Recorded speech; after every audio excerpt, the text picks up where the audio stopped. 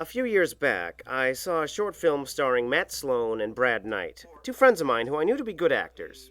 Funny actors. The strange thing about the film is that they couldn't seem to remember their lines, and their lines didn't make any sense. The chairman of the Chinese Republic, he eats cakes. Later, I found out that their sloppy acting and bad script was, in fact, an improv technique called Rolphing. I like to call frosting the friendly, free food. Because not only does it often start up a conversation, it's really very cheap. Over the years, I've grown used to Rolphing, and now I find it funny. The only problem is, I don't understand why it's funny. A priest and a crab apple and a dreamer walk into a bar. And the bartender says, "Hey, what happened to your flow charts?" And the priest says, "I can't handle this." That's the joke. See, now that joke was didn't make any sense, but the whole room laughed at it. Why?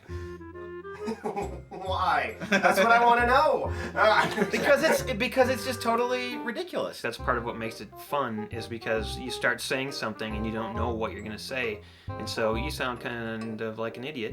It's a pretty easy concept as to why it's funny, because you surprise yourself. It's like telling a joke to yourself. You just have to take what comes in that split-second moment. Spackle you like a dreamboat. What? When we've presented Rolphing without any explanation in certain projects, it seems like the audience is fairly divided on it. Could you repeat that last one? I'd like a bologna salad. There are some people that really enjoy it without any explanation, and there are others that are just like, what is this? What? P.S. I am also Shogun. Other people may be able to try to figure out where you're going with it, but the whole concept behind Rolphing is you're trying to fool yourself. Not much is known about him outside of his pearly gate. Rolphing is really, it's also the opposite of, wit. You fell into a pony farm? Yeah, and the ponies took me and they burned me. It works best when you just kind of take your brain out of the picture. Hey, get off of my knob, you tampon! There is some thought that has to go into it, because you actually have to make words. If you did Rolphing without thinking, you go, "My shab is going to torque up your damn low mama," and that's nothing. I mean, that's not entertaining. Contrary to popular beliefs, he was not a sycophant. He was not a nine-tailed lemur, and he. I mean, you can definitely use it to avoid writer's block, like with Fun Rangers, as actually made a character out of it, who sometimes Rolfs. It's a good place to bumble a bun. And the beef nuts. You've made me feel like a goat on a picnic. Most of the time he's Rolfing, I guess. Pile on some seaweed, go up the doorknob. Super Shooter, the title was a Rolf. Super Shooter! And the story sort of came out of the title.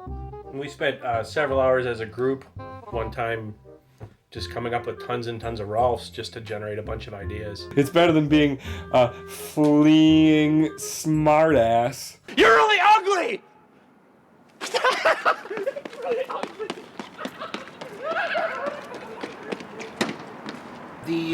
We did a 20-minute short film based on a Rolf.